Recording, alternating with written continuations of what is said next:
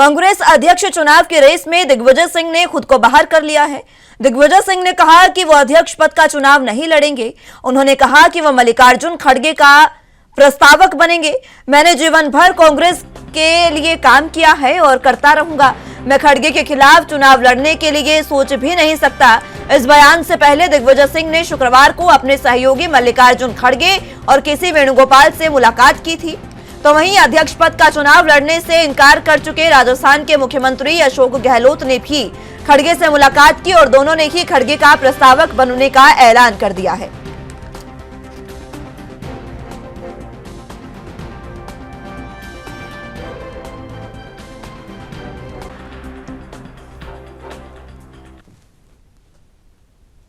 इस खबर पर ज्यादा जानकारी के लिए दिल्ली से संवाददाता राजीव तिवारी हमारे साथ मौजूद हैं।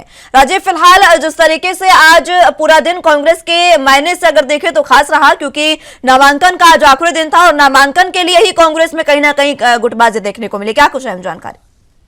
देखिए, बिल्कुल सही कहा आपने। यहाँ पर बात करें कांग्रेस की, जो कहते हैं अंदरूनी लड़ाई थी, वो कहीं ना कहीं कसते अध्यक्ष पद की जो चुनाव था उससे कहीं ना कहीं मेल खाती हुई नजर आई और यहाँ तक कि दोनों ही तरफों से कहीं ना कहीं दिक्कतें भी देखने को मिली, क्योंकि जिस तरीके से राजस्थान के अंदर गर्मा गर्मी देखने को मिली और कहीं ना कहीं विधायकों द्वारा कहीं ना कहीं अशोक सिंह गहलोत और यहाँ तक कि सचिन पायलट के बीच में जो दिक्कतें आई थी उसको लेकर भी कांग्रेस पार्टी की तरफ से कहीं ना कहीं नाराजगी जाहिर की गई। मगर जिस तरीके से आज की बात करें तो यहाँ पर नॉमिनेशन का जो आखिरी दिन था उसके अंदर कहीं ना कहीं दिग्विजय सिंह का नाम, जो जिस तरीके से सुबह से चल रहा था कि दिग्विजय सिंह नॉमिनेशन भर सकते हैं, मगर दिग्विजय सिंह ने नॉमिनेशन जो है वो कहीं ना कहीं कैंसिल कर दिया, यानी कि उन्होंने नॉमिनेशन नहीं भरा।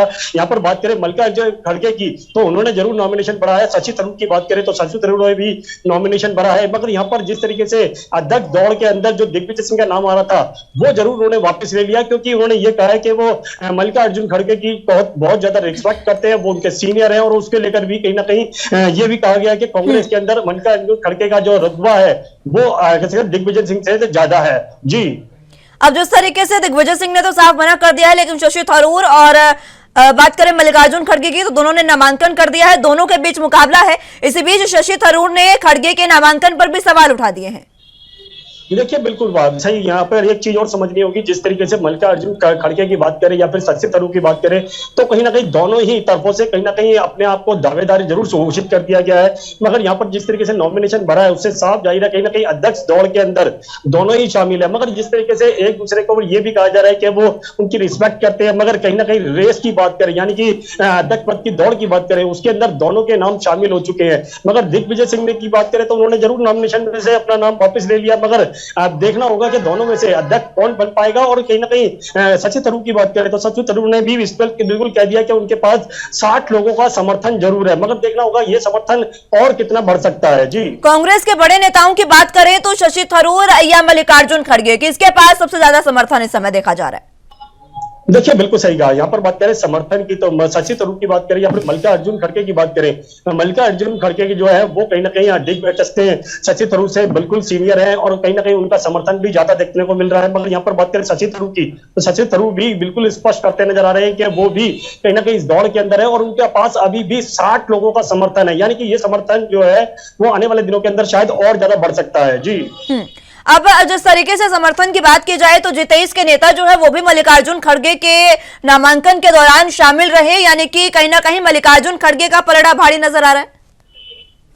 देखिए, बिल्कुल सही कहा आपने। यहाँ पर बात करें मल्लिकार्जुन खड़गे की तो उनका पलड़ा बिल्कुल भारी उतर नजर आ रहा है, क्योंकि शशि थरूर जो है वो उनकी टक्कर के नहीं माने जा रहे हैं। यहाँ तक बात करें विशेषज्ञों की तो विशेषज्ञों की तरफ से बिल्कुल कहा गया है शशि थरूर जो है हल्के पड़ रहे हैं मल्लिकार्जुन खड़गे की वजह से, मगर यहाँ पर मल्लिकार्जुन खड़गे की बात करें तो उनका रुतबा जो है वो बहुत ज्यादा बड़ा है, तो शायद कहीं ना कहीं अध्यक्ष पद की जो दावेदारी होगी या फिर कहीं जो अध्यक्ष बनेंगे वो शायद मल्लिकार्जुन खड़गे ही बन सकते हैं। जी, राजीव, अब सवाल कहीं ना कहीं ये भी उठता नजर आ रहा है कि जिस तरीके से लोकतांत्रिक पार्टी खुद को कांग्रेस बताती है और लोकतांत्रिक अध्यक्ष पद के लिए चुनाव होना था, लेकिन इस बीच भी जो पार्टी के जो हाईकमान है उसके नजदीक थे, उनके करीबी थे, उन्हीं को सिर्फ यहाँ पर नामांकन उनका भरा गया है। क्या कुछ अहम जानकारी इसको लेकर?